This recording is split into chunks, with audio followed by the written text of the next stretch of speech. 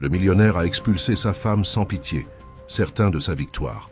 Mais 5 ans plus tard, elle revient en jet privé, et avec des triplés. Le choc est total lorsqu'il voit les visages identiques aux siens. Maintenant, le millionnaire devra affronter la vérité qu'il avait abandonnée. Si cette histoire vous a intéressé, n'oubliez pas de vous abonner à notre chaîne et dites-nous de quelle ville vous nous regardez. Nous continuons. La coupe en cristal trembla légèrement dans les mains d'Hélène lorsque les premiers invités commencèrent à arriver pour le dîner célébrant leurs 5 ans de mariage. Elle ajusta sa robe rouge en soie, cadeau récent de Gabriel, son mari, et respira profondément, essayant de contrôler l'anxiété qui la consumait. Le manoir des Moreau était impeccable, comme toujours. Les arrangements de fleurs blanches décoraient stratégiquement chaque pièce. L'arôme de la nourriture préparée par le chef étoilé se répandait déjà dans les couloirs. Et la température était parfaitement contrôlée pour une soirée de printemps. Du haut de l'escalier de marbre, Hélène observait les mouvements précis du personnel qui s'affairait pour que tout soit parfait, exactement comme Madame Marguerite, sa belle-mère, l'exigeait. La matriarche de la famille venait d'arriver et dirigeait déjà les derniers ajustements avec son habituelle posture austère, lançant des regards critiques à chaque détail que ses yeux rencontraient. « Hélène, ma chérie, tu devrais accueillir les invités aux côtés de Gabriel, pas ici en haut toute seule. » La voix de Marguerite résonna, mêlant une fausse douceur à une critique voilée. « Après tout, tu es l'hôtesse de cette soirée spéciale. » Avec un sourire répété, Hélène descendit les escaliers, ses talons loup-boutins marquant chaque pas sur le marbre poli. « Pardonnez-moi, Marguerite, je vérifiais simplement que tout était en ordre. » Son téléphone vibra dans sa pochette, dorée, mais elle l'ignora. Ce soir, elle devait être totalement présente. Le salon principal commençait à se remplir avec l'élite de la société. Hommes d'affaires, politiciens, célébrités locales. Tous voulaient être présents à la célébration du couple du moment. Gabriel Moreau, le jeune prodige des affaires, qui à 35 ans dirigeait déjà un empire commercial, et Hélène, la belle et discrète épouse qui avait réussi à conquérir le cœur du célibataire le plus convoité de Paris. « Où est mon fils ?» demanda Marguerite, ses yeux perspicaces parcourant la pièce. « Il devrait être ici depuis une demi-heure. » Hélène sentit un nœud se former dans sa gorge. Gabriel était en retard, quelque chose d'extrêmement inhabituel pour quelqu'un d'aussi méticuleux avec les horaires. Elle reprit son téléphone, cette fois pour vérifier ses messages. Rien de lui, juste quelques notifications de travail et un message non lu d'un numéro inconnu. Les minutes s'écoulaient lentement, et Hélène alternait entre des sourires cordiaux pour les invités et des regards anxieux vers la porte principale. Son cœur s'emballa lorsque, finalement, Gabriel franchit l'entrée. Grand, imposant dans son costume italien sur mesure, il arborait une expression qu'elle n'avait jamais vue auparavant, un mélange de fureur contenue et de déception qui glaça son sang. Il marcha directement vers elle, ignorant les salutations des invités. Ses yeux, normalement d'un brun chaleureux, étaient sombres et orageux. « Nous devons parler », dit-il d'un ton bas et contrôlé, mais qui portait une menace implicite. « Maintenant. » Marguerite s'approcha rapidement, son 6e sens maternel, l'alertant que quelque chose n'allait pas. « Gabriel, mon chéri, nous avons des invités. N'importe quel sujet peut attendre jusqu'à... »« Non, mère, ça ne peut pas attendre. » Sa voix trancha l'air comme une lame. Tenant Hélène par le coude avec plus de force que nécessaire, Gabriel la conduisit vers son bureau privé, un sanctuaire où peu de personnes étaient autorisées à entrer. Le cœur d'Hélène battait de façon incontrôlable. En 5 ans de mariage, jamais elle ne l'avait vu ainsi. Quelque chose allait terriblement mal, mais elle n'arrivait pas à imaginer quoi. Ses mains tremblaient tandis qu'elle était pratiquement traînée à travers les couloirs luxueux du manoir, sentant les regards curieux des invités dans son dos. En entrant dans le bureau, Gabriel ferma la porte avec un bruit sourd qui semblait sceller leur destin à tous deux. Le silence qui suivit fut assourdissant, brisé seulement par le tic-tac de l'horloge ancienne au mur et par la respiration lourde de Gabriel. Hélène resta immobile, sa robe rouge contrastant dramatiquement avec la décoration au ton sombre de la pièce. « Qui est-il » La question sortit comme un grondement entre les dents serrées de Gabriel. Hélène cligna des yeux, confuse. « Qui ça ?» Gabriel sortit son téléphone de sa poche et s'approcha dangereusement. « Ne fais pas l'innocente, Hélène. J'ai vu les messages. » Le monde d'Hélène sembla tourner au ralenti, tandis que Gabrielle jetait sur le bureau en acajou son propre téléphone, celui qu'elle avait laissé en charge dans la chambre plus tôt. Sur l'écran, une séquence de messages d'un numéro inconnu brillait de façon accusatrice. « Tout est prêt pour demain. J'ai hâte de te voir. Ce sera un autre secret. Je peux expliquer, » commença Hélène, sa voix tremblante. « Ce n'est pas ce que tu penses. »« Ah non ?» Gabrielle rit, un son amer qu'elle n'avait jamais entendu de lui auparavant. « Alors explique-moi, Hélène. Explique pourquoi ma femme échange des messages secrets avec un homme inconnu. Explique pourquoi tu as des rendez-vous organisés en cachette. Gabrielle, s'il te plaît, écoute-moi, » supplia-t-elle, essayant de s'approcher, mais il recula comme si son contact pouvait le brûler. « Ces messages ne sont pas ce qu'ils semblent être. J'organisais... » « Assez de mensonges, » explosa-t-il, sa voix résonnant contre les murs du bureau. « 5 ans, Hélène, 5 ans de mariage, et c'est comme ça que tu me le rends. Par la trahison ?»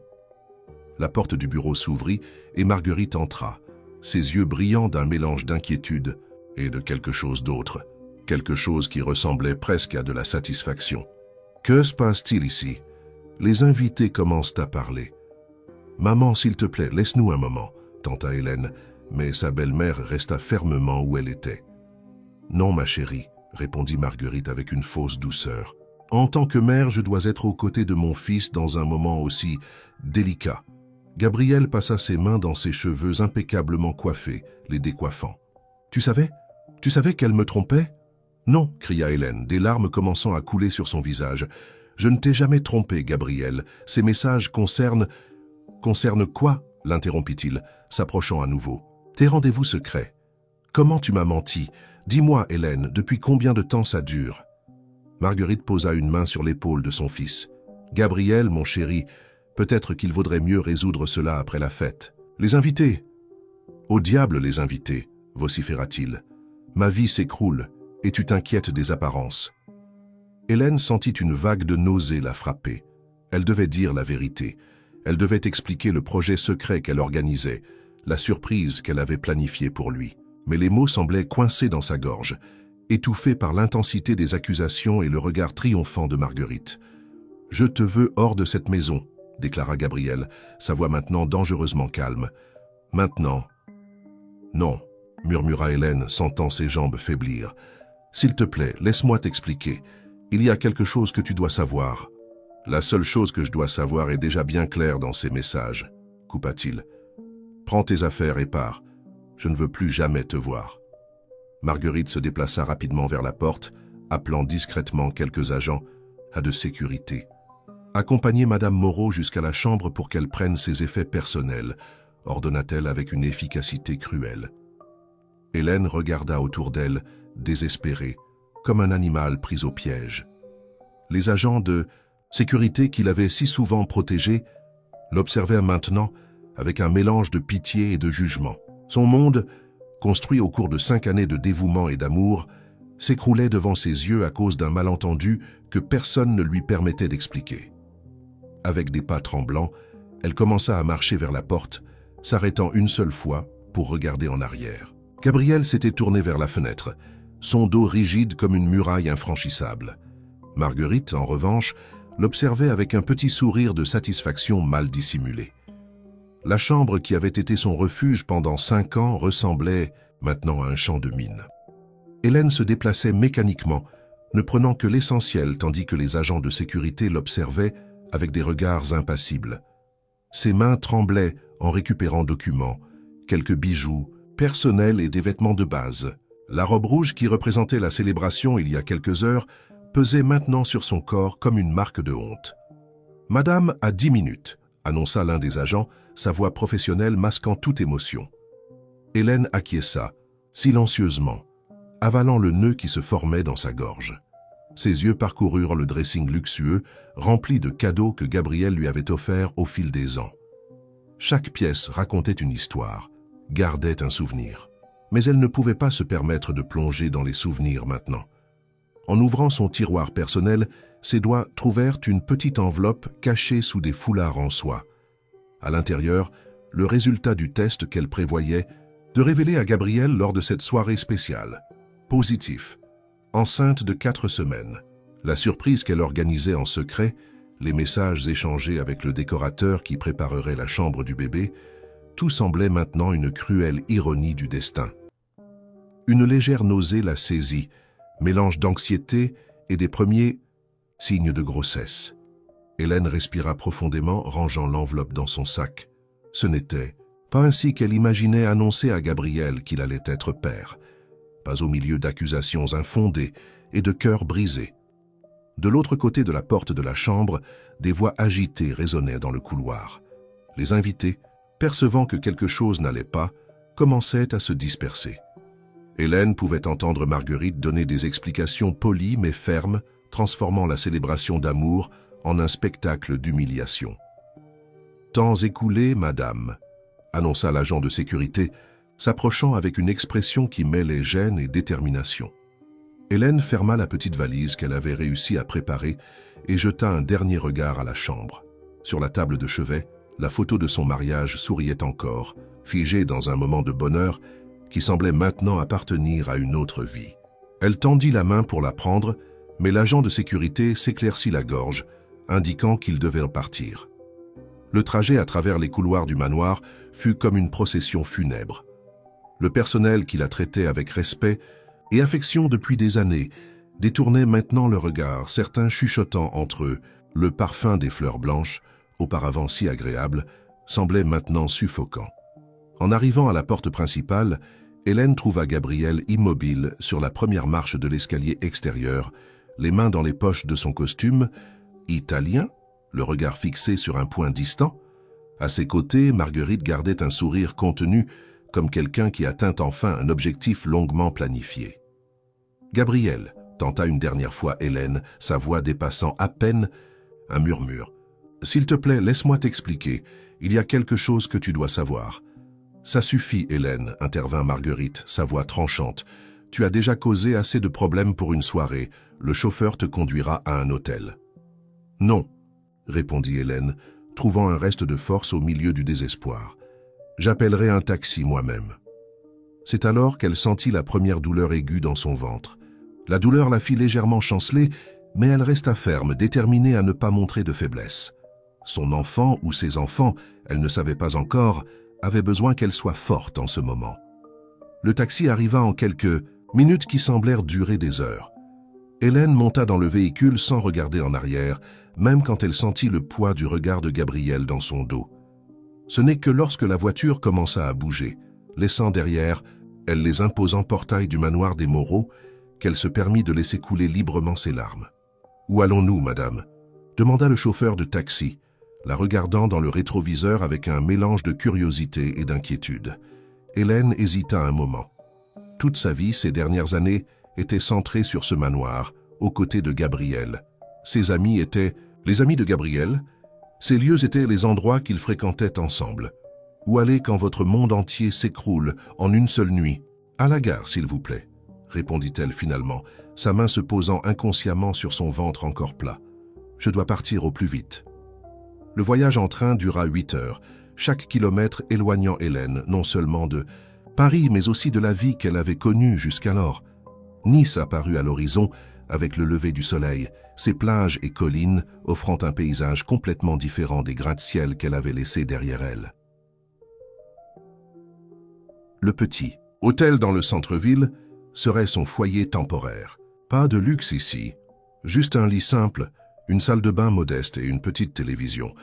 Hélène déposa sa valise sur le sol et s'assit au bord du lit, se permettant pour la première fois depuis la nuit précédente d'évaluer complètement sa situation. Ses économies personnelles, gardées dans un compte que Gabriel ignorait, suffiraient pour quelques mois. Ce n'était pas beaucoup, considérant qu'elle devait maintenant penser non seulement à elle-même, mais aussi au bébé qu'elle portait. La nausée revint avec une force totale, lui rappelant sa condition délicate. « Un pas à la fois », murmura-t-elle pour elle-même, ouvrant la fenêtre pour laisser entrer la brise marine. Dans les jours qui suivirent, Hélène établit une routine. Le matin, elle cherchait des appartements à louer et envoyait des curriculums vitae. L'après-midi, elle marchait dans la ville, se familiarisant avec son nouvel environnement. Les nuits étaient les plus difficiles. Seule dans sa chambre d'hôtel, Ses pensées revenaient inévitablement vers Gabrielle, vers la vie qu'elle avait laissée, vers les explications qu'elle n'avait pas pu donner. Ce fut lors d'une de ces promenades que le destin décida d'intervenir. Hélène observait la vitrine d'un magasin d'articles pour bébés, imaginant comment ce serait de décorer une chambre d'enfant quand une femme élégante s'arrêta à côté d'elle. « Ils sont beaux, n'est-ce pas ?» commenta l'inconnu, montrant un ensemble de berceaux exposés. « Ma fille vient de me faire grand-mère et je ne peux pas passer devant ce magasin sans m'arrêter pour regarder. » Hélène sourit poliment, essayant de dissimuler les larmes qui se formaient dans ses yeux. La femme, qui semblait avoir environ 50 ans, l'observa attentivement.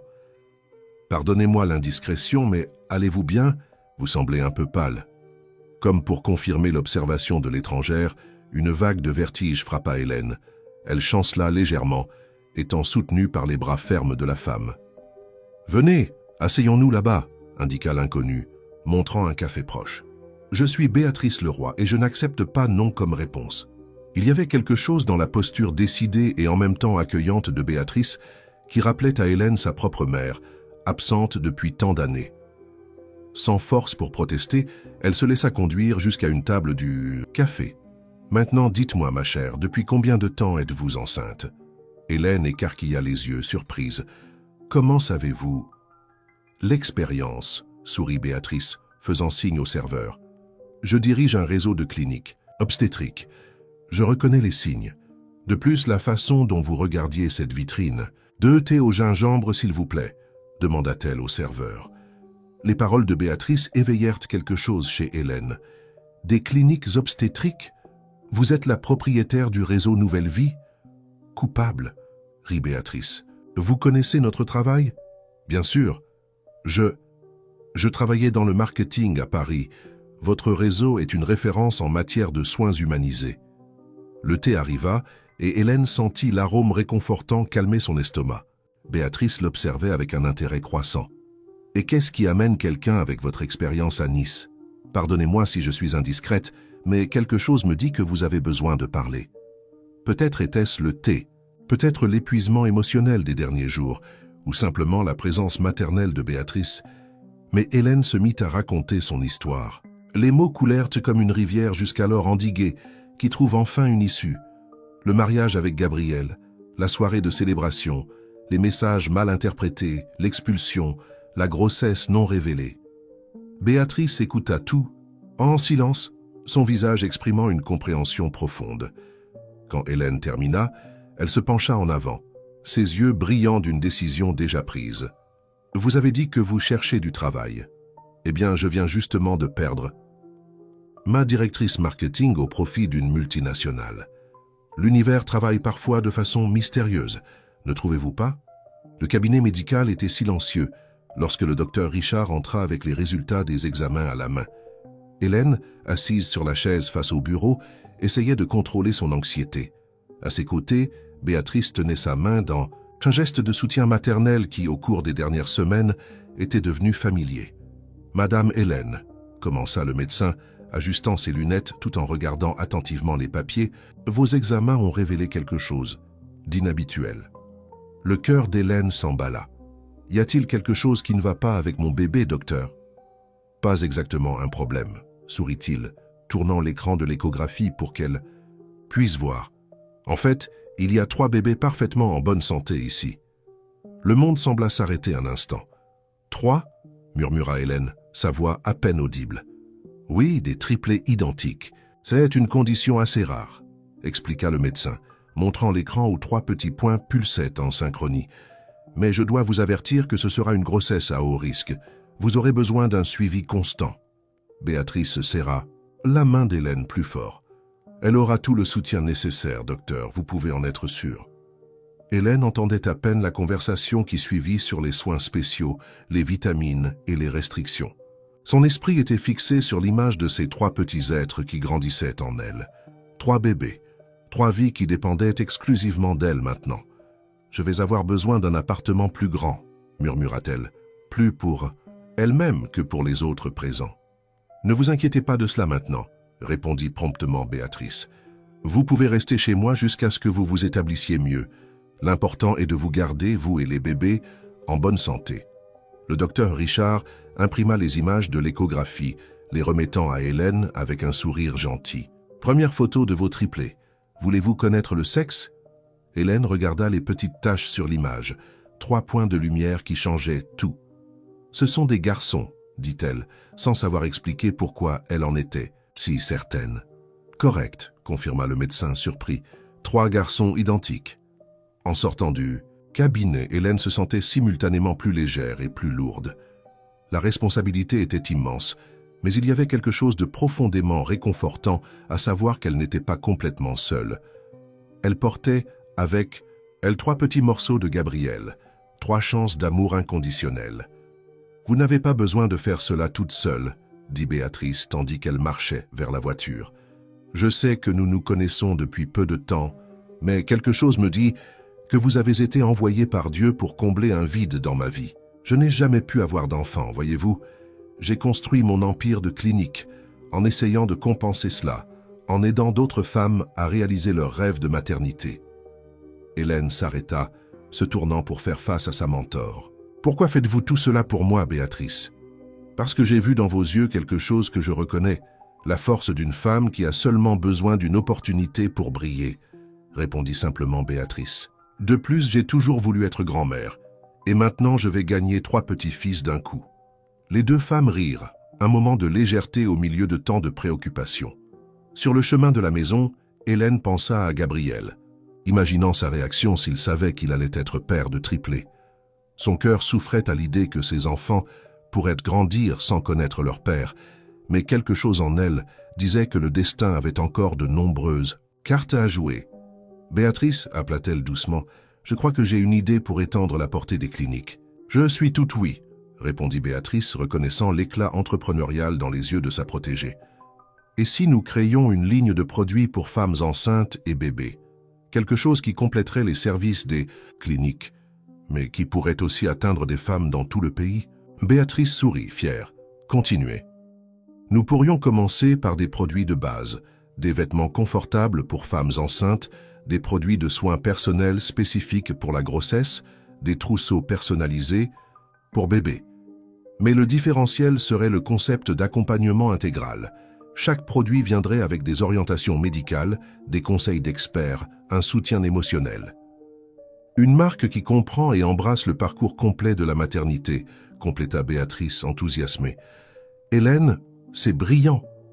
Le reste du trajet fut rempli d'idées et de plans. Hélène sentait son esprit bouillonner de possibilités, de stratégies marketing, de concepts de produits. Pour la première fois depuis qu'elle avait quitté Paris, elle ne se sentait plus victime des circonstances. Elle était une femme avec une mission, une future mère construisant non seulement une entreprise, mais un héritage pour ses enfants. Au manoir des Moreau, le silence était assourdissant. Gabriel passa la main sur son visage mal rasé, observant l'écran de l'ordinateur sans vraiment voir les chiffres qui clignotaient en rouge. L'entreprise, autrefois si solide, présentait des signes inquiétants d'instabilité. 3 mois s'étaient écoulés depuis la nuit du dîner, et plus rien ne semblait avoir de sens. « Fils, tu dois réagir, » dit Marguerite, entrant dans son bureau sans frapper.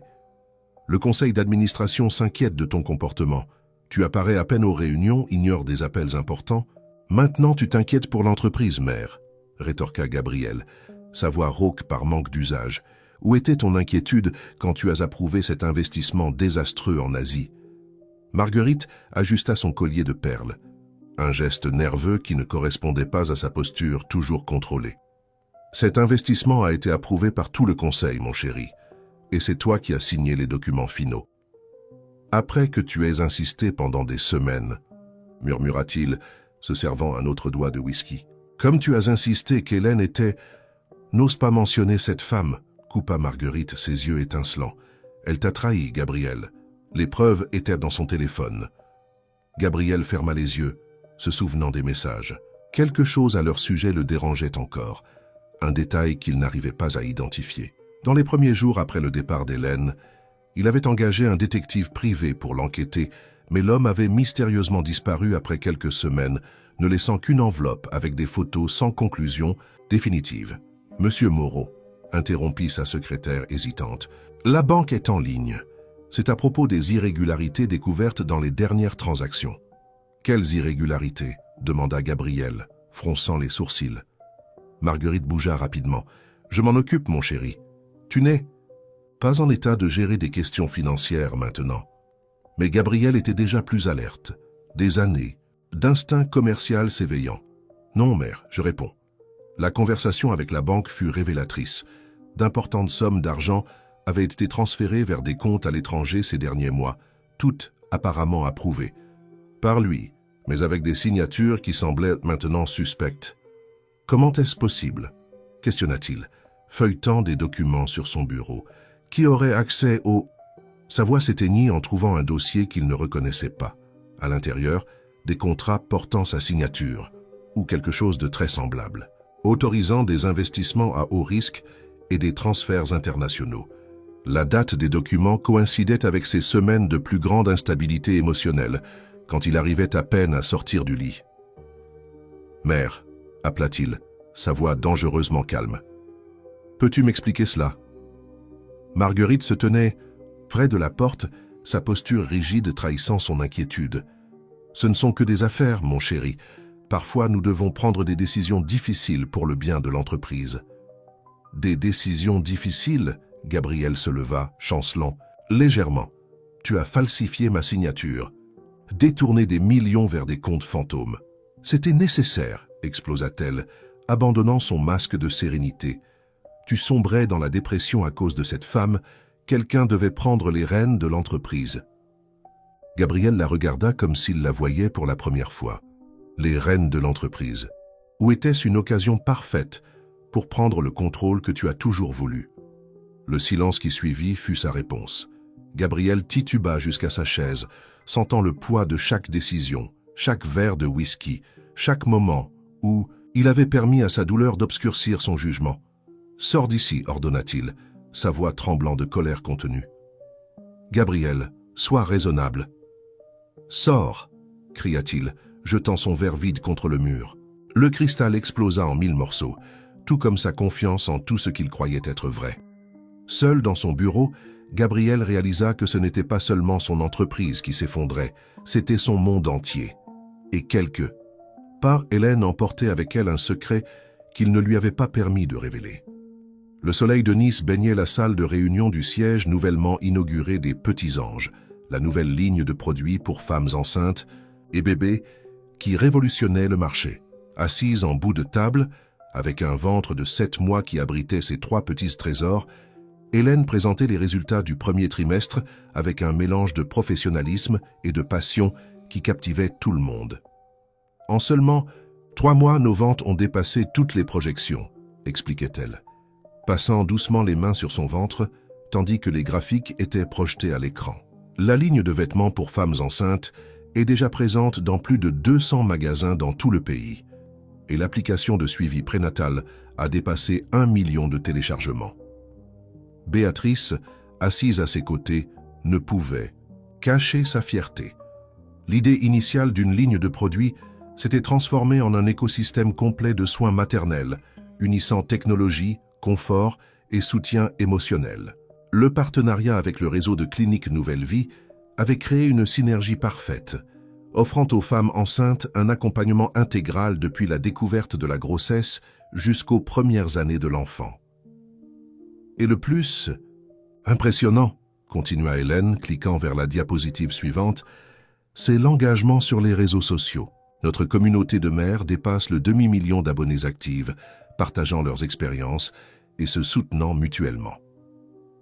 Un léger inconfort la fit s'arrêter momentanément. Les triplés étaient particulièrement agités ce matin-là, comme s'ils voulaient participer à la présentation. Le docteur Richard l'avait averti que le dernier trimestre serait difficile, mais Hélène refusait de ralentir le rythme. « Hélène, » intervint Béatrice, remarquant son expression. « Je pense que nous pouvons faire une pause. »« Je vais bien, » sourit-elle, déterminée. De plus, nous devons discuter du lancement de la ligne hospitalière. La nouvelle collection de produits était son plus grand pari. Des kits complets pour les maternités, avec tout ce dont les mères et les bébés avaient besoin pendant l'hospitalisation. Chaque pièce avait été développée en pensant au confort et à la praticité. des peignoirs qui facilitaient l'allaitement aux petites combinaisons avec ouverture pour l'accès médical.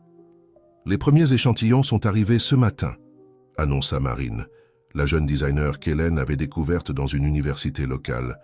Voulez-vous les voir? Les yeux d'Hélène brillèrent en examinant les pièces. Chaque article portait la marque déposée des petits anges, qualité premium alliée à des détails pensés par quelqu'un qui comprenait vraiment les besoins d'une femme enceinte. Les tissus étaient biologiques, les couleurs douces et réconfortantes, les emballages écologiquement responsables. « Parfait !» murmura-t-elle, caressant le tissu doux d'un ensemble pour tripler, exactement comme je l'imaginais. La réunion se poursuivit avec des discussions sur les stratégies d'expansion, de nouveaux points de vente et des partenariats internationaux. Hélène gardait un carnet spécial où elle notait chaque décision, importante. Un jour, elle voulait que ses fils comprennent comment son entreprise était née et avait grandi avec eux. Quand tout le monde eut quitté la salle, Béatrice resta. « Tu transformes la vie de milliers de femmes, tu sais ?» Hélène sourit émue. « J'essaie simplement de créer le soutien dont j'ai moi-même eu besoin quand j'ai découvert ma grossesse. »« Et lui ?» demanda doucement Béatrice. « Tu ne penses toujours pas à lui dire ?» Hélène passa la main sur son ventre proéminent. « Parfois, quand je lis les nouvelles sur les problèmes des entreprises moraux, je pense à le contacter. Mais alors je me souviens de cette nuit-là, de la façon dont il n'a pas voulu m'écouter. Comment il a permis à sa mère de m'humilier. « Tu es plus forte maintenant, » observa Béatrice. « Tu as construit quelque chose d'extraordinaire. » « Oui, » acquiesça Hélène, regardant par la fenêtre vers le bâtiment moderne qui abritait son entreprise. « Mais cette force ne vient pas de la rancœur ou du désir de vengeance. Elle vient de l'amour pour mes enfants, pour le travail que je fais, pour les femmes que nous aidons. » Un coup de pied particulièrement fort la fit sourire. Ils seront, comme leur père, déterminés, intenses. J'espère seulement qu'ils hériteront d'un peu plus de patience pour écouter l'autre version de l'histoire. Béatrice embrassa affectueusement sa protégée. Ils auront le meilleur de vous deux, parce qu'ils t'auront comme exemple. Maintenant rentrons, tu as besoin de te reposer. Hélène acquiesça, rangeant son carnet spécial dans le tiroir. Sur la couverture, elle avait écrit « Pour mes petits anges », l'histoire de comment vous avez tout changé. Un jour, ils comprendraient qu'ils avaient été l'inspiration d'un empire construit avec amour, courage et détermination. La pluie battait contre les fenêtres du bureau, tandis que Gabriel fouillait obsessionnellement les archives de l'entreprise. 3 mois d'enquête minutieuse avaient révélé un modèle inquiétant de manipulation financière, toutes habilement masquées sous une apparence de légitimité. Chaque document qu'il trouvait était une pièce supplémentaire d'un puzzle sombre qui pointait dans une seule direction, sa propre mère. Monsieur Moreau, sa nouvelle secrétaire, engagée après une vérification rigoureuse des antécédents, entra avec un dossier dans les mains. « Nous avons trouvé quelque chose dans l'ancien bureau de Madame Marguerite. » Gabriel prit le dossier d'une main tremblante. Depuis qu'il avait confronté sa mère à propos des irrégularités, Marguerite s'était retirée pour soigner sa santé. Un euphémisme pour sa disparition stratégique après la découverte des fraudes. À l'intérieur du dossier, il trouva quelque chose qui fit accélérer son cœur, un rapport du détective privé qu'il avait engagé pour enquêter sur Hélène, le même qui avait mystérieusement disparu des mois auparavant. Les pages étaient partiellement brûlées, mais certaines informations étaient encore lisibles. Cliente a démontré un comportement discret, lut-il à haute voix. Rencontres régulières avec décorateurs professionnels, planification de surprises, projet de chambre d'enfant.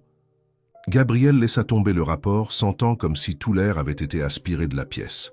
Chambre d'enfant, les messages sur le téléphone d'Hélène, les rencontres secrètes, tout commençait à prendre un terrible sens. « Cherchez dans ces dossiers médicaux », ordonna-t-il à la secrétaire, sa voix tremblante.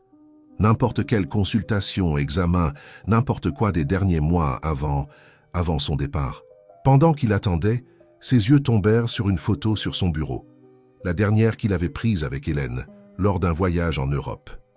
Son sourire, réalisait-il maintenant, cachait un secret qu'il ne lui avait pas permis de révéler. « Monsieur », la secrétaire revint avec une enveloppe. « Nous avons trouvé ceci dans les archives mortes. Ce sont des analyses de sang de Madame Hélène, datées de la semaine du dîner. » Avec des doigts tremblants, Gabriel ouvrit l'enveloppe. Le mot positif jaillit de la page comme un cri silencieux. Date exactement 3 jours avant la fatidique nuit de leur anniversaire de mariage. « Mon Dieu !» murmura-t-il, se laissant tomber dans son fauteuil. « Qu'ai-je fait ?»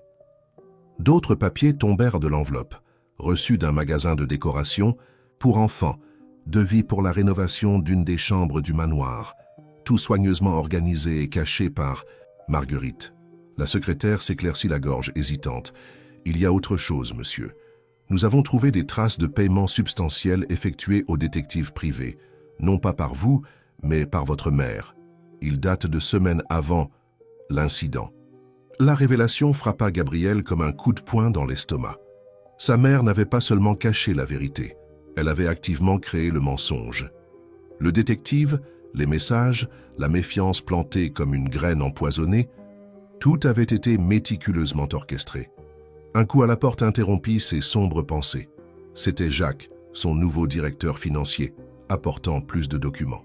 « Monsieur Moreau, nous avons découvert quelque chose concernant ces transferts internationaux, » annonça-t-il, déposant une pile de papiers sur le bureau. « Tous ont été dirigés vers des comptes au nom de sociétés écrans. Et devinez qui est la véritable bénéficiaire ? » « Ma mère, » compléta Gabriel, sans avoir besoin de voir les documents. « Exactement. Elle préparait cela depuis des années, apparemment, construisant un réseau d'entreprises de façade, falsifiant des documents, manipulant des informations. Vous n'étiez qu'une pièce de plus dans son jeu d'échecs. » Gabriel se leva, marchant jusqu'à la fenêtre. La pluie continuait de tomber, lavant la ville comme si elle essayait de nettoyer des années de mensonges et de manipulations. Quelque part, Hélène menait sa vie, portant peut-être son enfant. Un enfant qu'il avait rejeté avant même de connaître son existence. « Trouvez-la, » ordonna-t-il, se tournant vers ses employés. « Peu importe le coût ou le temps que cela prendra. Trouvez Hélène. » L'alarme retentit au milieu de la nuit, réveillant Béatrice de son sommeil léger. Quelque chose n'allait pas. Les cris provenant de la chambre d'Hélène confirmèrent ses pires craintes. Courant dans le couloir de la villa, elle trouva sa protégée courbée sur le lit, les mains agrippées à son ventre de 8 mois. « Les bébés !» haleta Hélène, son visage déformé par la douleur. « Quelque chose ne va pas. »« Ne bouge pas !» ordonna Béatrice, composant déjà le numéro du docteur Richard. « Respire profondément et reste calme. » Les minutes suivantes furent un tourbillon. L'équipe médicale arriva en un temps record, un des avantages d'être propriétaire d'un réseau de cliniques. Hélène fut transférée dans l'ambulance, tandis que Béatrice coordonnait tout avec l'efficacité de quelqu'un qui a passé sa vie à gérer des urgences. À la clinique, le docteur Richard attendait déjà avec son équipe. « Nous devons faire à une césarienne d'urgence », annonça-t-il après avoir examiné Hélène. « La pression est très élevée et l'un des bébés est en souffrance. »« C'est trop tôt », protesta Hélène, des larmes coulant sur son visage.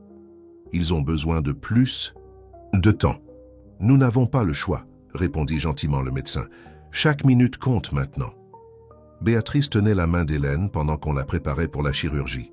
« Tu te souviens de ce que nous disons toujours dans l'entreprise ?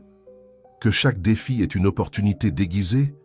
Hélène essaya de sourire, mais une autre contraction l'en empêcha. « Ne laisse rien arriver à mes fils, Béatrice. Ils sont tout ce que j'ai. »« Tu as bien plus que cela, » murmura Béatrice, embrassant son front. « Tu as une famille, une entreprise, des gens qui t'aiment, et tes garçons iront bien, ce sont des guerriers comme leur mère. » La salle d'opération était prête, l'équipe médicale en position.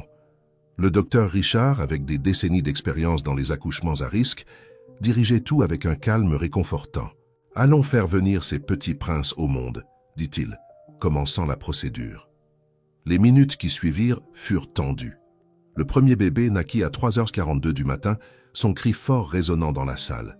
« Michel » murmura Hélène, se souvenant du nom qu'elle avait choisi, le même que celui du grand-père paternel de Gabriel.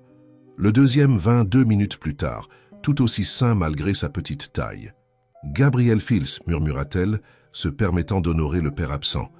Le troisième, cependant, mit plus de temps. « Il ne respire pas correctement, » dit quelqu'un, et le monde d'Hélène sembla se figer. « Allez, petit Raphaël » murmura le docteur Richard, travaillant rapidement. « Montre ta force !» Les secondes s'écoulèrent, comme des heures, jusqu'à ce que, finalement, un cri faible mais déterminé se joigne à celui des frères. Hélène laissa échapper un sanglot de soulagement, tandis que Béatrice, à ses côtés, ne pouvait contenir ses larmes. « 3 garçons parfaits », annonça le docteur Richard, sa voix chargée d'émotion. « Petits mais guerriers. » Les bébés furent immédiatement emmenés à l'unité de soins intensifs néonatales, procédure standard pour les prématurés. Hélène ne put les voir que brièvement, mais ce fut suffisant pour remarquer ce que son intuition savait déjà. Ils étaient identiques dans chaque détail, des miniatures parfaites de « Gabrielle, nous devons la stabiliser », dit une infirmière, remarquant que la pression d'Hélène continuait d'augmenter. Béatrice suivit les procédures avec appréhension. En tant que femme qui n'avait jamais pu avoir d'enfant, ce moment avait une signification spéciale. Elle observa à travers la vitre de l'unité de soins intensifs les 3 petits êtres qui, en si peu de temps, étaient devenus une partie vitale de sa vie. « Madame Béatrice », appela une infirmière, « nous avons besoin des documents pour l'enregistrement des bébés. » Elle hésita un moment, pensant à Gabrielle. Hélène avait décidé de donner au garçon uniquement son nom de famille, craignant des complications légales futures. « 3 petits anges », murmura Béatrice, regardant les bébés. 3 petits miracles qui vont changer beaucoup de vies. Dans l'unité de soins intensifs, les triplés dormaient côte à côte, leurs petites mains se touchant occasionnellement, comme si même là, dans les premières heures de vie, ils savaient déjà qu'ils ne seraient jamais seuls. Michel, Gabriel et Raphaël, 3 coups du destin qui résonneraient bien au-delà de cette nuit. Gabriel parcourut les couloirs de l'hôpital privé à Paris, suivant une piste qui semblait prometteuse. Après des mois de recherche infructueuses, il avait enfin trouvé des dossiers médicaux qui pourraient le mener à Hélène. Son cœur s'accéléra quand il arriva au service d'obstétrique. Il était de plus en plus certain qu'elle était enceinte, cette nuit fatidique. « Je suis désolé, monsieur Moreau », dit l'infirmière-chef après avoir consulté les archives. « La patiente que vous recherchez a effectivement fait des examens ici, mais elle a été transférée dans une autre institution. Nous n'avons pas d'enregistrement de la destination. » Frustré, Gabriel quitta l'hôpital et monta dans sa voiture, desserrant la cravate qui semblait l'étouffer. Sur le siège passager, un dossier contenait toutes les informations qu'il avait pu rassembler ces derniers mois. Anciens relevés, de cartes de crédit, registres téléphoniques, images des caméras de sécurité des aéroports. Son téléphone sonna. C'était Jacques, son directeur financier. « Monsieur, nous avons des nouvelles concernant votre mère. Nous avons trouvé d'autres comptes à l'étranger. » « Combien ?» demanda Gabriel, épuisé. « 30 millions de plus. Tous détournés au cours des 5 dernières années. » Gabriel ferma les yeux, sentant le poids de sa propre naïveté. Pendant qu'il construisait des empires, sa mère planifiait méticuleusement sa ruine, utilisant Hélène comme parfait bouc émissaire. « Et le détective ?»« Toujours sans trace, » répondit Jacques. « Mais nous avons découvert quelque chose d'intéressant. Il a fait plusieurs voyages à Nice dans les mois suivants. L'incident. » « Nice ?» Gabriel se redressa sur son siège. « Pourquoi ? Ne l'avons-nous pas su avant ? Les billets ont été achetés au nom d'une société écran. Nous n'avons pu les tracer que maintenant, après avoir levé le secret bancaire des comptes de votre mère. » Un nouvel espoir s'alluma dans la poitrine de Gabriel. Nice, une ville assez grande pour recommencer, assez éloignée pour se cacher. « Préparez le jet, » ordonna-t-il. « Je serai au hangar dans 1 heure. » Tout en conduisant vers chez lui, son esprit vagabondait vers la dernière fois qu'il avait vu Hélène. La robe rouge, les larmes dans ses yeux, la tentative désespérée d'expliquer quelque chose qu'il avait refusé d'entendre. Comme il avait été stupide, si aveuglé par la manipulation de sa mère, qu'il n'avait pas remarqué les signes évidents. Dans son appartement, il n'avait pas pu continuer à vivre dans le manoir après avoir découvert les manipulations. De Marguerite. Gabriel prit une petite valise et son ordinateur portable. Sur l'écran, une nouvelle attira son attention. Le marché de la puériculture gagne un nouveau joueur prometteur. Les petits anges révolutionnent le secteur avec des produits premium. La photo montrait l'intérieur d'une boutique élégante, avec des produits qui semblaient parfaitement allier luxe et praticité. Quelque chose dans le design, dans l'attention aux détails, rappelait la touche d'Hélène. Son cœur s'accéléra en remarquant que l'entreprise était basée à Nice. « Ça ne peut pas être une coïncidence », murmura-t-il, sauvegardant l'article. Son téléphone sonna à nouveau. Cette fois, c'était son avocate. « Gabriel, je dois vous avertir. Votre mère engage des procédures pour tenter de reprendre le contrôle de l'entreprise. Elle allègue que vous êtes mentalement instable, obsédé par des théories conspirationnistes. » Gabriel rit amèrement. « Laissez-la essayer. J'ai toutes les preuves dont j'ai besoin maintenant. Même ainsi, vous devez être prudent. Marguerite a des connexions puissantes et j'ai la vérité, coupa-t-il. Et peut-être qu'à Nice, je trouverai la dernière pièce de ce puzzle. » Raccrochant le téléphone, Gabriel regarda la photo encadrée sur son bureau, la dernière qu'il avait prise avec Hélène. « Pardonne-moi, murmura-t-il à l'image. Je vais te retrouver, même si c'est la dernière chose que je fais. » Le soleil de l'après-midi entrait doucement par la fenêtre de la chambre des triplés, illuminant 3 berceaux disposés en demi-cercle. Hélène, assise dans le fauteuil d'allaitement, observait ces petits miracles compléter leur 4e mois de vie. Michel, le plus agité, remuait énergiquement ses petits bras, tandis que Gabriel fils dormait profondément. Raphaël, le cadet qui les avait tant effrayés à la naissance, suivait chaque mouvement de sa mère avec des yeux attentifs, des yeux identiques à ceux de son père. « Ça m'impressionne encore à quel point ils sont différents en personnalité, même en étant physiquement identiques, » commenta Béatrice, entrant dans la chambre avec plus de couches. « Michel ne reste pas tranquille. Gabriel est le plus calme et Raphaël. »« Raphaël est l'observateur, » compléta Hélène souriant, exactement comme leur père l'était dans les réunions d'affaires, toujours en train d'analyser tout avant d'agir. La mention de Gabriel faisait encore mal, mais d'une manière différente maintenant. Le temps et la maternité avaient transformé la douleur en une sorte de mélancolie résignée. Les bébés étaient ses priorités, et les voir grandir en bonne santé après la frayeur de l'accouchement prématuré était sa plus grande joie. « La nouvelle ligne de produits est prête pour le lancement », commenta Béatrice, changeant stratégiquement de sujet. « La collection inspirée par les triplés va révolutionner le marché des naissances multiples. » Hélène sourit, fière. L'expérience d'être mère de triplés avait inspiré une ligne complète de produits spécifiques pour les grossesses multiples. Des poussettes adaptées aux kits pratiques pour l'alimentation simultanée. Chaque article naissait d'un besoin réel qu'elle avait elle-même expérimenté. « Maman travaille beaucoup », murmura-t-elle à Raphaël qui l'observait attentivement. « Mais c'est tout pour vous, mes amours. » Un doux pleur interrompit le moment. C'était Gabriel fils qui se réveillait avec faim. Bientôt, comme dans un effet domino qu'Hélène connaissait bien, Michel et Raphaël commencèrent aussi à pleurer. C'était l'heure de l'allaitement collectif, une pratique qu'elle avait perfectionnée avec le temps et beaucoup de soutien de l'équipe de consultantes en allaitement de la clinique. « Laisse-moi t'aider », offrit Béatrice, positionnant déjà les oreillers spéciaux qu'Hélène avait développés spécifiquement pour l'allaitement des triplés, un autre produit qui serait bientôt dans le catalogue des petits anges. Pendant qu'elle allaitait, Hélène ne put s'empêcher de remarquer comme tous les 3 avaient des expressions identiques à leur père. Michel fronçait les sourcils exactement comme Gabriel le faisait quand il était concentré.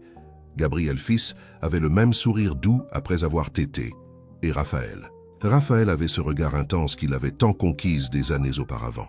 « Le magazine Entreprise et en Affaires veut faire un article sur toi », commenta Béatrice, rangeant quelques vêtements.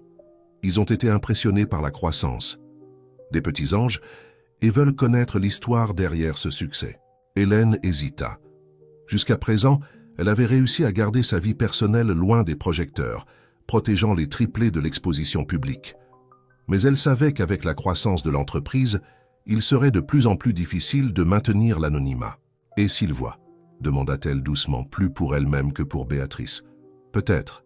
Peut-être qu'il est temps, » répondit délicatement Béatrice. « Les garçons grandissent, l'entreprise est solide, tu es plus forte que jamais. » Avant qu'Hélène puisse répondre, son téléphone vibra avec une notification.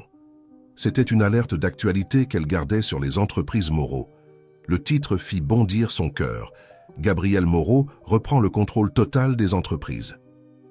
Après avoir prouvé des fraudes millionnaires, sa mère est enquêtée pour détournement. « Béatrice », appela-t-elle, sa voix tremblant légèrement. « Je crois que tu as raison, peut-être qu'il est vraiment temps de laisser la vérité éclater. » Les bébés, comme s'ils sentaient l'agitation de leur mère, s'agitèrent dans ses bras.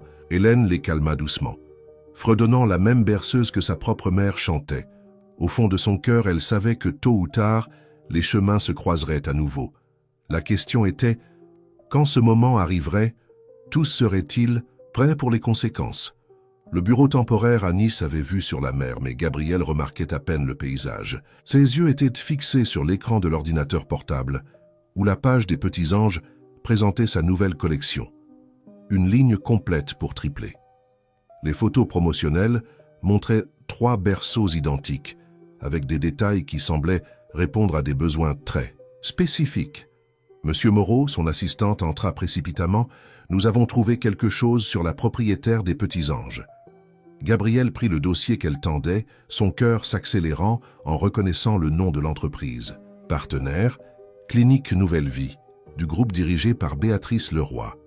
Une recherche rapide révéla que la renommée entrepreneuse avait considérablement élargi ses activités ces dernières années, principalement après un mystérieux partenariat. « Je veux une réunion avec Béatrice Leroy », ordonna-t-il. « Utilisez n'importe quel prétexte, mais obtenez-la. » En fait, monsieur, l'assistante hésita, il y a autre chose. Le magazine Entreprise en Affaires publiera demain un article spécial sur les Petits Anges. Nous avons obtenu un aperçu.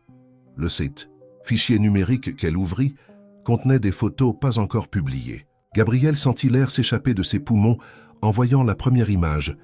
Hélène, plus belle que dans ses souvenirs, assise dans un bureau élégant. Mais ce n'était pas sa beauté qui le paralysa. C'était ce que la photo suivante révélait. 3 garçons identiques, d'environ 4 mois, souriant à l'appareil photo. 3 paires d'yeux qu'il connaissait très bien. C'étaient ses propres yeux reflétés dans 3 visages parfaits.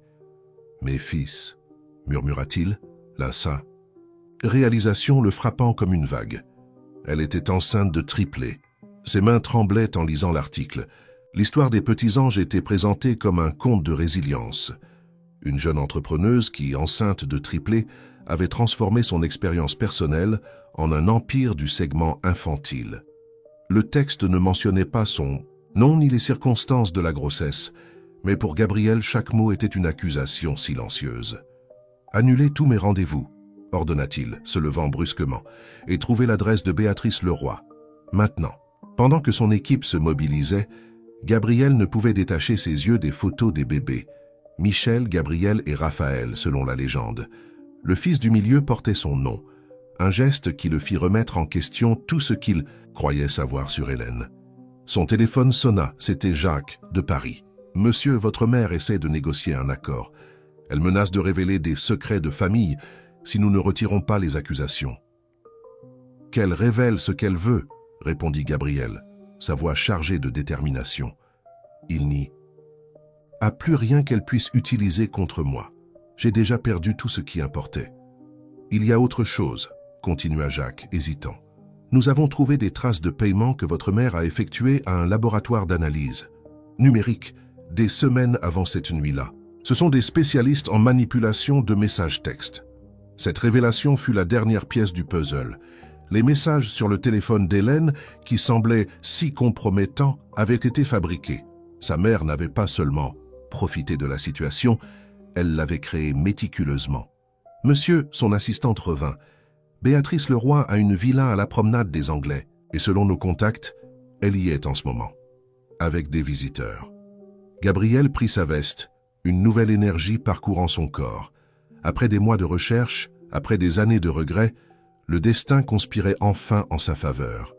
Hélène était proche, et avec elle 3 petits miracles dont il ignorait l'existence. « Préparez la voiture », ordonna-t-il, glissant les photos des triplés dans sa poche. « Il est temps de rencontrer mes fils. » Le bruit des vagues de la mer offrait la bande sonore parfaite pour cet après-midi tranquille dans la villa de Béatrice. Hélène était dans le jardin, observant les triplés jouer sur le tapis d'activité spécialement développé par les Petits Anges. Michel essayait déjà de ramper, tandis que Gabriel fils mordillait avec concentration un jouet en forme de hochet. Raphaël, comme toujours, alternait son attention entre ses frères et sa mère. « Ils sont chaque jour plus éveillés », commenta Béatrice, apportant un plateau avec du thé glacé. « Et chaque jour plus ressemblant à... » Le bruit d'une voiture, se garant devant la maison, interrompit sa phrase. Hélène remarqua l'expression de Béatrice changer subtilement en regardant par la fenêtre. « Qu'y a-t-il » demanda-t-elle, sentant un frisson inexplicable. Avant que Béatrice puisse répondre, des pas fermes résonnèrent sur la terrasse en bois qui menait au jardin. Hélène se figea en reconnaissant le son, des pas qu'elle avait si bien connus pendant 5 ans de mariage. Gabriel apparut à la porte du jardin, semblant à la fois familier et étranger. Plus mince, avec quelques fils gris aux tempes, mais avec les mêmes yeux intenses qu'elle voyait quotidiennement reflétés dans ses fils. Le temps sembla s'arrêter. Hélène se déplaça instinctivement pour se placer entre Gabriel et les bébés, un geste protecteur qui ne passa pas inaperçu. Hélène, il prononça son nom comme une prière, ses yeux fixés sur les 3 petits êtres sur le tapis. « Comment nous as-tu trouvés ?» parvint-elle à demander, sa voix dépassant à peine un murmure. « Je n'ai jamais cessé de chercher, » répondit-il, faisant un pas hésitant vers les bébés. « Depuis que j'ai découvert la vérité sur cette nuit-là, sur les manipulations de ma mère. » Un faible pleur interrompit le moment. C'était Raphaël, sensible comme toujours au changement d'atmosphère. Par instinct, Gabriel fit un autre pas vers son fils, mais Hélène bougea rapidement, prenant le bébé dans ses bras.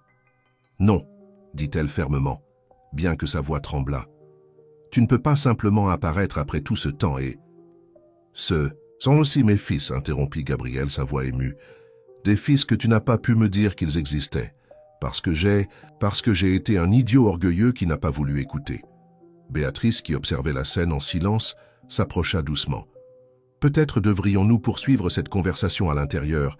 Les bébés ont besoin de tranquillité. » Hélène acquiesça mécaniquement, berçant toujours Raphaël. Michel et Gabriel, fils curieux du mouvement, commencèrent à gémir, réclamant de l'attention. « Puis-je aider ?» demanda Gabriel avec hésitation, regardant les 2 autres bébés. Hélène sentit son cœur se serrer en voyant le mélange de peur et d'espoir dans ses yeux. Avant qu'elle puisse répondre, Michel émit un petit cri joyeux, tendant les bras vers le père qu'il n'avait jamais connu. « Voici Michel, » dit doucement Hélène. « Haïla ton fort tempérament. » Gabriel s'agenouilla près du tapis, des larmes non contenues coulant sur son visage en prenant son fils pour la première fois. Michel saisit immédiatement sa cravate, la tirant avec la force surprenante d'un bébé de 4 mois. « Michel, » répéta-t-il le nom, savourant chaque syllabe, « comme mon grand-père. Et voici Gabriel fils, » continua Hélène, sa voix s'adoucissant involontairement, le plus calme des 3. « Tu lui as donné mon nom, parce que, malgré tout, je voulais qu'ils aient une part de toi, » répondit-elle, s'asseyant sur le canapé du jardin avec Raphaël toujours dans ses bras. « Ce que tu as dans tes bras est le petit Raphaël, notre guerrier. » Gabriel regarda le bébé dans ses bras, puis les 2 autres, et finalement Hélène. Son visage était marqué par un mélange de joie, de douleur et de regret si profond qu'il en était presque palpable. « Je sais que je ne le mérite pas, » commença-t-il, sa voix défaillant, « mais j'ai besoin d'essayer de tout réparer. J'ai besoin d'essayer d'être le père qu'il mérite, l'homme que tu méritais que je sois cette nuit-là. » Béatrice se retira discrètement dans la maison, laissant la famille dans un moment dont elle avait grand besoin. Le soleil de l'après-midi commençait à s'adoucir, jetant des ombres dorées sur le jardin, tandis qu'Hélène observait Gabriel interagir avec les triplés. « Ils sont parfaits, » murmura-t-il, maintenant avec Gabriel fils également dans ses bras, tandis que Michel rampait déterminé dans sa direction. « Comment ai-je pu manquer tant de moments ? » « Tu n'as pas été le seul à perdre, » répondit Hélène, ajustant Raphaël dans ses bras.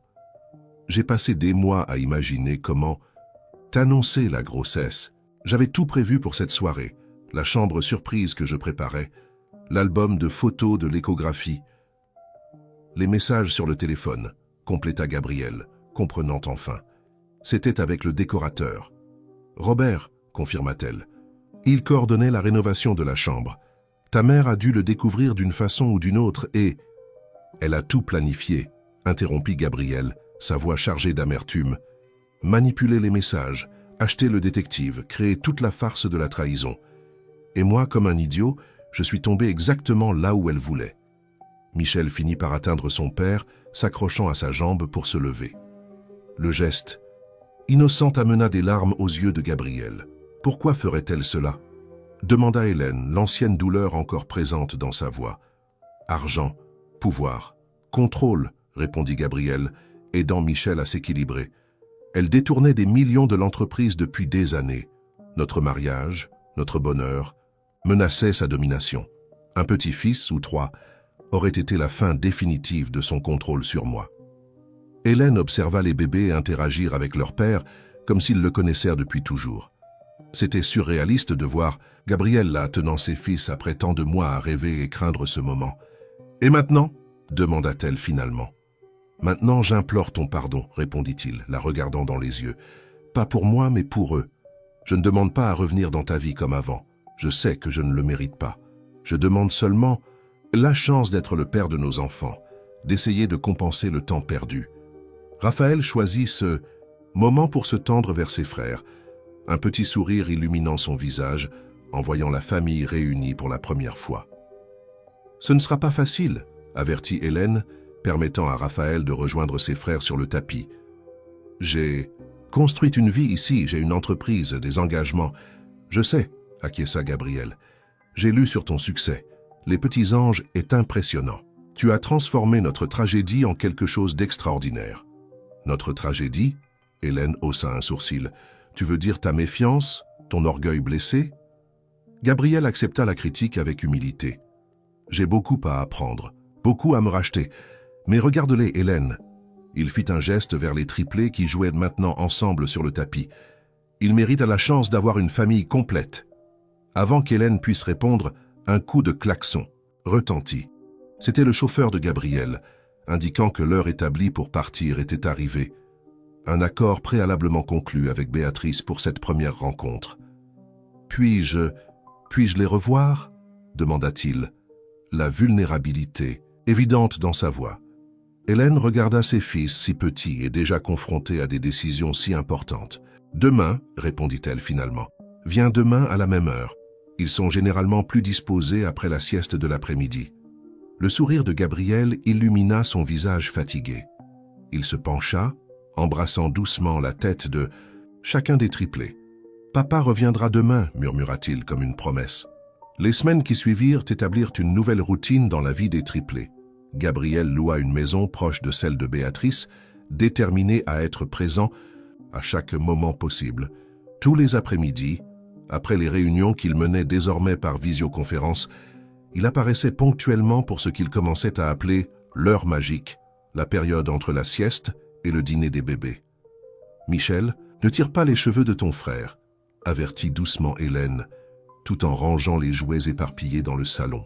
C'était un après-midi particulièrement agité, les trois bébés étant spécialement énergiques. « Laisse-moi m'en occuper », proposa Gabrielle, se déplaçant déjà pour séparer les frères avec l'aisance de quelqu'un qui apprenait rapidement les complexités de la gestion de triplés. Hélène observa, s'adaptant encore à cette nouvelle réalité. Gabrielle s'était jetée à corps perdu dans son rôle de père, étudiant le développement infantile, apprenant à changer les couches, mémorisant les routines de chaque bébé. C'était surréaliste de le voir, le puissant homme d'affaires, assis par terre jouant à cache-cache avec trois bébés de presque 5 mois. « Raphaël est plus calme aujourd'hui », remarqua-t-il, notant que le cadet observait seulement ses frères jouer, sans son intérêt habituel à participer. « Oui, j'ai remarqué », répondit Hélène, une note d'inquiétude dans sa voix. Il n'a pas beaucoup voulu de sa compote au déjeuner non plus. Comme pour confirmer l'inquiétude des parents, Raphaël commença à pleurer. Un pleur différent de l'habituel, plus faible et angoissé. Hélène le prit dans ses bras, remarquant qu'il était plus chaud que la normale. « Je crois qu'il a de la fièvre », dit-elle, cherchant déjà le thermomètre dans le sac d'urgence qu'elle gardait toujours à proximité. Gabrielle s'approcha, touchant le front de son fils avec inquiétude. « 38,5, lut-il sur le thermomètre digital. Nous devons l'emmener chez le médecin. »« Le docteur Richard est de garde aujourd'hui à la clinique, » informa Hélène, commençant déjà à préparer un sac avec le nécessaire. « Peux-tu rester avec Michel et Gabrielle pendant que j'emmène Raphaël ?»« Non, » répondit fermement Gabrielle. « Nous irons tous ensemble. Ce sont des triplés. Ils doivent rester unis, surtout dans les moments difficiles. » Il y avait quelque chose dans la détermination de Gabrielle qui fit acquiescer Hélène. En 15 minutes, ils étaient tous dans la voiture de Gabrielle, plus spacieuse et déjà équipée de 3 sièges adaptés pour bébés. À la clinique, le docteur Richard les reçut immédiatement. Le médecin examina Raphaël avec attention, tandis que les frères, assis sur les genoux de leur père, observaient tout avec curiosité. « La fièvre est un symptôme », expliqua le médecin après l'examen. « Mais je suis plus préoccupé par certains signes que j'ai remarqués. Je vais devoir faire quelques examens spécifiques. Quel genre d'examen? Demanda Hélène, son cœur s'accélérant. Génétique, principalement, répondit le médecin, son visage prenant une expression plus sérieuse. J'ai remarqué certains schémas que nous devons investiguer. Gabriel tint les 2 autres bébés plus forts, comme s'il pouvait les protéger d'un ennemi invisible. Docteur, y a-t-il quelque chose que nous devrions savoir? Le docteur Richard hésita un moment. Il existe une condition génétique rare qui peut se manifester dans les premiers mois de vie. Les symptômes que Raphaël présente sont évocateurs, mais nous devons en être sûrs. Et les 2 autres? Demanda Hélène, sa voix tremblante. Comme ce sont des triplés identiques, si la condition est confirmée, tous devront être surveillés. Mais procédons par étapes. D'abord, j'ai besoin de l'historique familial complet des 2 côtés. Gabriel pâlit visiblement. Mon grand-père, dit-il doucement. Il avait une condition rare. Ma mère n'en parlait jamais, disait que c'était un sujet interdit dans la famille. Le médecin acquiesça gravement. J'aurai besoin de tous les dossiers médicaux que vous pourrez rassembler. Cette information pourrait être cruciale. Hélène s'assit, sentant le poids du monde sur ses épaules. Raphaël, maintenant plus calme après la médication, la regardait avec ses yeux si semblables à ceux de son père, des yeux qui maintenant pourraient me porter plus que de simples ressemblances physiques.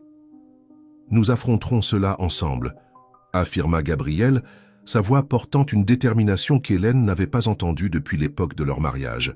« Peu importe ce que c'est, peu importe ce que ça coûte, nos fils auront tout ce dont ils ont besoin. » Hélène regarda ces 3 petits miracles. Michel essayant d'atteindre l'équipement médical, Gabriel fils observant calmement tout, et Raphaël, son petit guerrier, livrant une bataille de plus. La vie, une fois encore, les plaçait devant un défi qui exigerait toute leur force et leur unité. Le bureau du manoir des Moreau était exactement comme Marguerite l'avait laissé, chaque objet encore à sa place, comme si le temps s'était figé. Gabriel fouillait tiroirs et armoires, cherchant tout document qui pourrait aider à comprendre la condition de son grand-père. « J'ai trouvé d'autres dossiers, monsieur », informa Jacques, entrant avec une boîte poussiéreuse.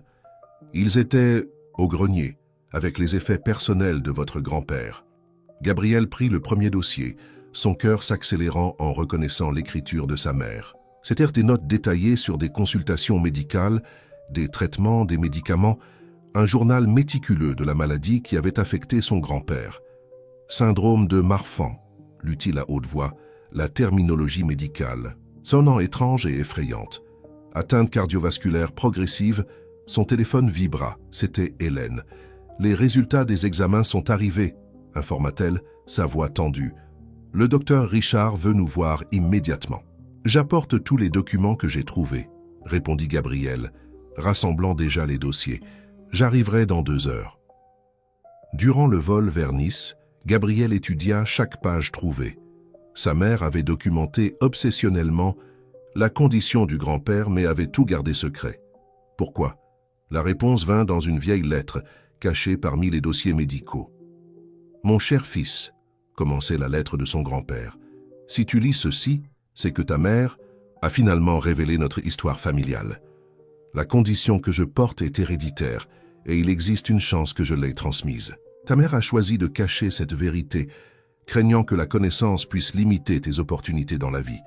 Mais tu mérites de savoir, tout comme tes futurs enfants méritent d'être préparés. » Gabriel sentit des larmes chaudes couler sur son visage. Son grand-père avait tenté de l'avertir, mais Marguerite avait intercepté le message, perpétuant un cycle de secrets qui menaçait maintenant la vie de ses propres enfants. À la clinique, Hélène l'attendait avec Béatrice. Les triplés étaient avec la nounou, permettant aux parents de se concentrer sur la consultation cruciale. Le test génétique a confirmé, annonça le docteur Richard dès qu'ils s'assirent. Raphaël a le syndrome de Marfan, une condition qui affecte le tissu conjonctif, principalement le système cardiovasculaire, compléta Gabriel, plaçant les dossiers sur la table. Mon grand-père l'avait. Et il y a une grande chance que je l'ai aussi. Le médecin examina rapidement les documents, son visage s'illuminant devant le volume d'informations. C'est extrêmement précieux. L'historique familial détaillé nous aidera à développer un plan de traitement plus efficace. Et les deux autres? Demanda Hélène, sa voix dépassant à peine un murmure. Comme ce sont des triplés identiques, tous portent la mutation, expliqua gentiment le médecin. Mais la manifestation et la sévérité peuvent varier. Raphaël a présenté les premiers symptômes, mais nous devrons surveiller les trois également. Gabriel sentit le poids de la culpabilité écraser sa poitrine. « J'aurais dû savoir.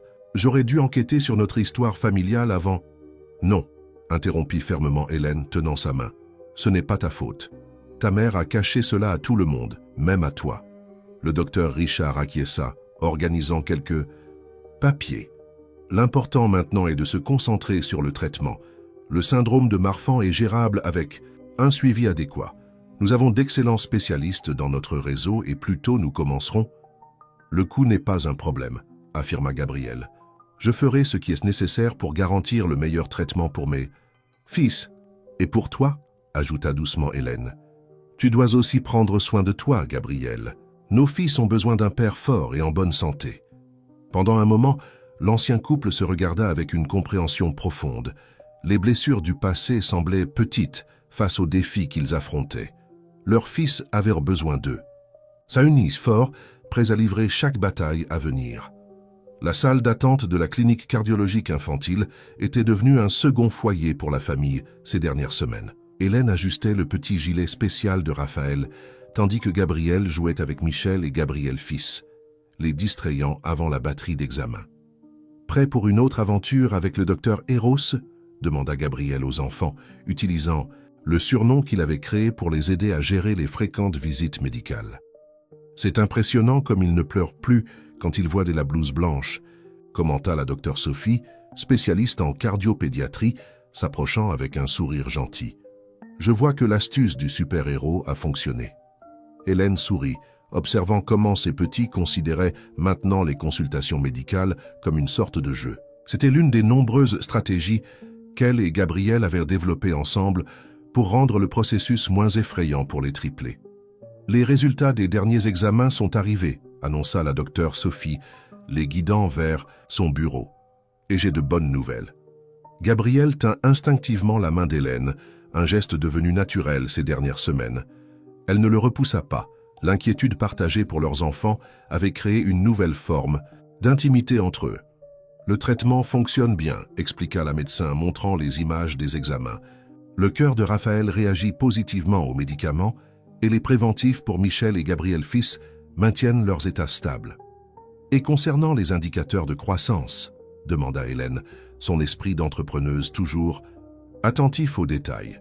« Dans les prévisions pour le syndrome, répondit la docteure Sophie, les gilets spéciaux que vous avez développés chez les petits anges font une différence significative dans le support postural. » C'était vrai. Après le diagnostic, Hélène avait réorienté une partie de son équipe de développement pour créer une ligne de vêtements spécifique pour les enfants atteints du syndrome de Marfan. Le projet, initialement pensé uniquement pour les triplés, se transformait en une nouvelle division de l'entreprise. D'autres familles ont besoin de ce soutien, avait expliqué Hélène en présentant l'idée au conseil. Transformons notre expérience en quelque chose de plus grand. Gabriel, qui avait assisté à la réunion en tant que consultant spécial, avait été impressionné par la capacité d'Hélène à convertir les défis en opportunités d'aider les autres. « Papa, regarde !» La voix de Michel ramena tout le monde au présent. Le petit avait trouvé un stéthoscope jouet et essayait de l'utiliser sur Gabriel fils qui riait aux éclats. « Nous avons notre futur médecin ici », plaisanta la docteure Sophie, observant la scène avec affection. Raphaël, toujours plus calme, observait tout depuis sa place spéciale dans les bras d'Hélène. Ses yeux, si semblables à ceux de son père, portaient une sagesse qui semblait dépasser ses 5 mois. « Nous devons discuter des prochaines étapes », continua la médecin, son ton professionnel revenant. « Y compris les examens pour vous, Gabriel. » Hélène sentit Gabriel se raidir à côté d'elle. La découverte qu'il pourrait lui-même avoir le syndrome était encore un sujet délicat. « Je ferai tous les examens nécessaires », répondit-il fermement. « Je dois être en bonne santé pour prendre soin d'eux. Nous le ferons ensemble, » dit doucement Hélène, se surprenant elle-même et lui. « Tu n'es plus seul dans cette épreuve. » Le moment fut interrompu par Michel, qui décida que son père avait urgemment besoin d'une consultation avec son stéthoscope jouet. Les rires qui suivirent brisèrent la tension, rappelant à tous que, même au milieu des défis, il y avait place pour la joie. « Avant que vous partiez, commenta la docteure. Sophie, je tiens à vous féliciter. Il n'est pas courant de voir des parents gérer aussi bien un diagnostic complexe comme celui-ci. La façon dont vous avez transformé le défi en quelque chose de positif, non seulement pour vos enfants, mais pour d'autres familles, c'est inspirant. » Hélène et Gabriel échangèrent un regard significatif. Au milieu de l'inquiétude constante et des nuits mal dormies, ils avaient trouvé une nouvelle forme de partenariat, différente de ce qu'ils avaient avant, mais tout aussi profonde. La maison de Béatrice, devenue le point de rencontre de la famille, était silencieuse ce soir-là. Les triplés s'étaient enfin endormis après une journée agitée d'examens et de consultations. Hélène organisait quelques documents dans le salon, tandis que Gabriel, assis sur la terrasse, regardait pensivement la mer. « 1 centime pour tes pensées, » dit-elle, s'approchant avec 2 tasses de thé. « Je pensais à comme la vie fait des tours, » répondit-il, acceptant la boisson. « Il y a quelques mois, j'étais enfoncé dans l'amertume, te cherchant sans savoir que je cherchais bien plus que cela. » Hélène s'assit dans le fauteuil à côté, se permettant de se détendre pour la première fois de la journée. « Et maintenant, nous voici unis par 3 petits guerriers. Tu as fait un travail incroyable avec eux, » commenta Gabriel, sa voix chargée d'admiration. « La façon dont tu as tout structuré, l'entreprise, le soutien médical, chaque détail pensé pour leur bien-être. »« J'ai eu de l'aide, » répondit-elle, regardant avec affection vers la maison principale où vivait Béatrice. « Parfois, les anges apparaissent dans les moments les plus difficiles. » Un moment de silence confortable s'établit entre eux, brisé, seulement par le bruit des vagues et par le moniteur des bébés, qui transmettait les douces respirations des triplés. « J'ai reçu des nouvelles de Paris aujourd'hui, » dit finalement Gabriel. « La police a trouvé ma mère. » Hélène se redressa dans son fauteuil attentive. Où, dans une station de luxe en Suisse, elle vivait avec l'argent qu'elle a détourné de l'entreprise. Il fit une pause, prenant une gorgée de thé. Elle sera extradée la semaine prochaine. « Comment te sens-tu par rapport à cela ?» Confus, admit-il. « Une partie de moi veut la confronter, exiger des explications sur tout, les mensonges, les détournements, la maladie de mon grand-père qu'elle a caché. Mais une autre partie veut simplement aller de l'avant, se concentrer sur ce qui compte vraiment maintenant. » Hélène tendit la main, touchant légèrement son bras. « Tu n'as pas besoin de tout décider maintenant. Nous avons beaucoup de préoccupations. » Dans le présent, comme pour confirmer ses paroles, un faible pleur retentit dans le moniteur des bébés. C'était Raphaël, probablement gêné par son gilet orthopédique. « J'y vais », proposa Gabriel, se levant. Hélène l'observa marcher vers l'intérieur de la maison, remarquant à quel point il avait changé ces derniers mois. L'homme d'affaires implacable avait cédé la place à un père dévoué, qui avait appris à changer les couches avec la même précision qu'il concluait autrefois des contrats de millions. Quelques minutes plus tard, il revint avec Raphaël, dans les bras, le petit maintenant plus calme. « Il avait juste besoin d'un ajustement du gilet, » expliqua-t-il, s'asseyant à nouveau. « Tu t'es bien adapté à tout cela, » commenta Hélène, observant comment Raphaël se blottissait naturellement contre la poitrine de son père. « J'ai eu une bonne professeure, » sourit-il, la regardant avec gratitude. « Hélène, je sais que nous avons encore beaucoup à résoudre entre nous, beaucoup de blessures à guérir, mais je veux que tu saches que je suis engagé non seulement envers nos enfants, mais envers l'idée d'être une famille, de la façon dont ce sera possible. » Elle sentit son cœur s'accélérer légèrement. « Un jour à la fois, Gabriel. Nous avons appris de la pire façon que la précipitation et les suppositions peuvent détruire des choses précieuses. » Raphaël laissa échapper un petit soupir satisfait, comme s'il approuvait la conversation de ses parents. Dans le moniteur, il pouvait entendre Michel marmonner dans son sommeil, probablement rêvant de ses aventures médicales. « Un jour à la fois, » acquiesça Gabriel, sa voix douce pour ne pas déranger le fils qui s'endormait dans ses bras. « Et chaque jour à leur côté est un cadeau que je ne mérite pas, mais pour lequel je suis éternellement reconnaissant. » La salle de visite de la prison pour femmes de Paris était froide et impersonnelle. Marguerite, même vêtue de l'uniforme standard de la prison, maintenait sa posture altière quand Gabriel et Hélène entrèrent. Un instant, Ses yeux s'écarquillèrent en voyant le couple ensemble, mais elle retrouva vite son masque d'indifférence. Quelle surprise, agréable, commenta Marguerite, sa voix distillant l'ironie. Je vois que tu as retrouvé ta famille. Gabriel s'assit face à sa mère, Hélène à ses côtés. Dans son sac, des photos des triplés et des documents médicaux attendaient le bon moment. « Pourquoi, mère ?» demanda directement Gabriel. « Pourquoi cacher la maladie de grand-père? Pourquoi manipuler toute cette situation avec Hélène ?» Marguerite s'ajusta sur sa chaise, ses yeux évitant ceux de son fils.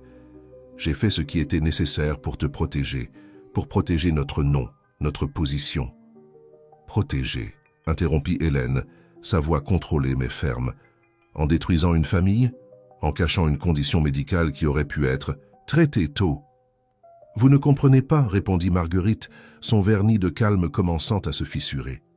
La maladie de ton grand-père a été un scandale dans la société. Les gens chuchotaient, spéculaient sur l'hérédité. Je ne pouvais pas permettre que cela se reproduise. » Gabriel posa sur la table la lettre de son grand-père, trouvée parmi les vieux documents. Il a essayé de m'avertir. Il a essayé de s'assurer que je connaisse la vérité, que je puisse me préparer. Préparer mes futurs enfants. Enfants. Marguerite rit amèrement. C'est ce qu'elle voulait, n'est-ce pas? Créer des héritiers pour prendre ce qui est à nous. Tes petits-fils, corrigea Hélène, plaçant les photos des triplés sur la table.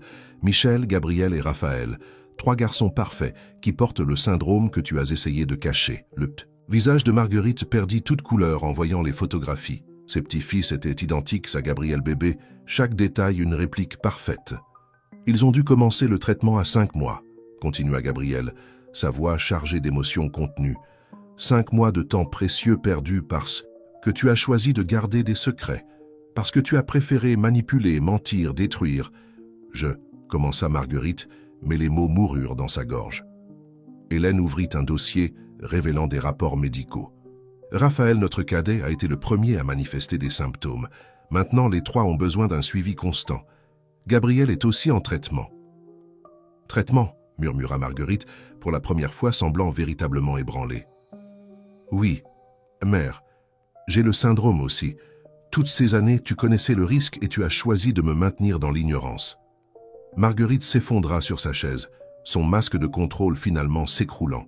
« Je voulais juste protéger notre famille. »« Non, » coupa Gabriel. « Tu voulais protéger ton contrôle sur moi, sur l'argent, sur tout. Mais c'est fini. Il n'y a plus rien pour toi à contrôler. » « Que voulez-vous de moi alors ?» demanda-t-elle, sa voix maintenant petite et vaincue. Hélène prit un autre document de son dossier. « Nous voulons que tu signes la renonciation à tout droit sur les triplés, sans contestation, sans jeu juridique, sans plus de manipulation. »« Et en échange ?» demanda automatiquement Marguerite, des années de négociation apparaissant dans son ton. « En échange ?» répondit Gabriel, « nous garantirons que tu aies accès à un traitement médical adéquat ici. Et quand tu sortiras, tu auras une pension modeste pour vivre, loin de nous. » Marguerite regarda longuement les photos des petits-fils qu'elle ne connaîtrait jamais, le fils qu'elle avait perdu par sa propre cupidité, la belle-fille qu'elle avait tenté de détruire et qui maintenant était assise là, forte et déterminée. « Avez-vous un stylo ?» demanda-t-elle finalement, sa voix vaincue. Pendant que Marguerite signait les documents, Hélène sentit la main de Gabriel chercher la sienne sous la table. Un geste simple qui portait le poids de toutes les batailles qu'ils avaient affrontées ensemble. « Adieu, mère, » dit simplement Gabriel quand ils eurent terminé. « J'espère que tu trouveras la paix. » En sortant de la prison, le soleil de l'après-midi parisien les accueillit avec sa chaleur caractéristique. Sur le téléphone d'Hélène, un message de Béatrice montrait les triplés jouant dans le jardin, inconscients du moment significatif que leurs parents venaient de vivre. « Es-tu prête à rentrer à la maison ?» demanda doucement Gabriel.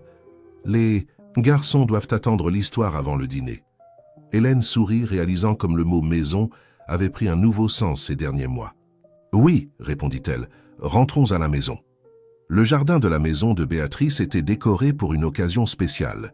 Des ballons colorés dansaient dans la brise marine, tandis qu'une bannière discrète annonçait « Joyeux premier anniversaire ». Triplé. C'était difficile à croire qu'une année s'était écoulée depuis cette nuit tumultueuse à l'hôpital. Hélène ajustait les derniers détails de la décoration, spécialement développée par l'équipe des Petits Anges, pour les enfants à besoins spéciaux. Chaque élément avait été pensé pour être sûr et confortable pour les petits qui, malgré leurs limitations, commençaient déjà à faire leurs premiers pas. Michel, pas si vite avec ce déambulateur, appela Gabriel, courant après. Son fils le plus aventureux, qui démontrait déjà une détermination impressionnante à surmonter ses limitations physiques. Gabriel fils observait tout depuis sa place spéciale sur le tapis d'activité, riant des facéties de son frère, tandis que Raphaël, toujours le plus prudent, se tenait aux jambes de Béatrice essayant des pas hésitants. « Ils grandissent si vite », commenta Béatrice émue, « et chaque jour plus fort. » C'était vrai. Le traitement intensif avait fait des merveilles. Les gilets spéciaux développés par l'équipe d'Hélène étaient devenus un succès parmi d'autres familles qui affrontaient des défis similaires. La ligne médicale des Petits Anges était maintenant une référence internationale en produits pour enfants atteints de syndromes rares.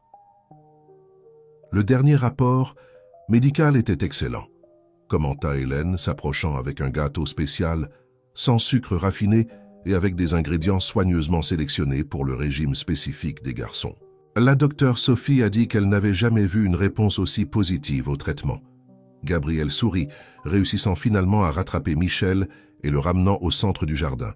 C'est parce qu'ils ont la force de leur mère et la détermination de leur père, compléta-t-elle, échangeant un regard significatif avec lui. Les derniers mois avaient été intenses. Entre consultations médicales, développement de nouveaux produits et adaptation à une nouvelle dynamique familiale, Hélène et Gabriel s'étaient redécouverts. Ce n'était plus l'amour impétueux des premières années de mariage, mais quelque chose de plus profond, forgé dans les batailles qu'ils avaient affrontées ensemble. « Hélène », appela doucement Gabriel, profitant d'un moment où les bébés étaient distraits avec Béatrice. « Nous devons parler. » Elle sentit son cœur s'accélérer légèrement. Ces dernières semaines, Gabriel avait été particulièrement pensif, faisant des appels mystérieux et ayant des réunions secrètes avec des architectes. « J'ai acheté la maison d'à côté », révéla-t-il, ses yeux brillants d'expectative. « Ou plutôt, j'ai acheté le terrain. J'aimerais y construire quelque chose de nouveau, quelque chose à nous. » Gabriel.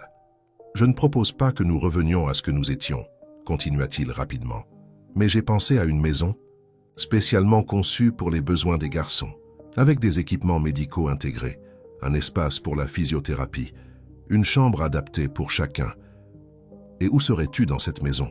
demanda Hélène, son cœur battant plus fort. « Là où tu me permettras d'être, » répondit-il. « Simplement, que ce soit dans une aile séparée, soit... » Un cri joyeux l'interrompit.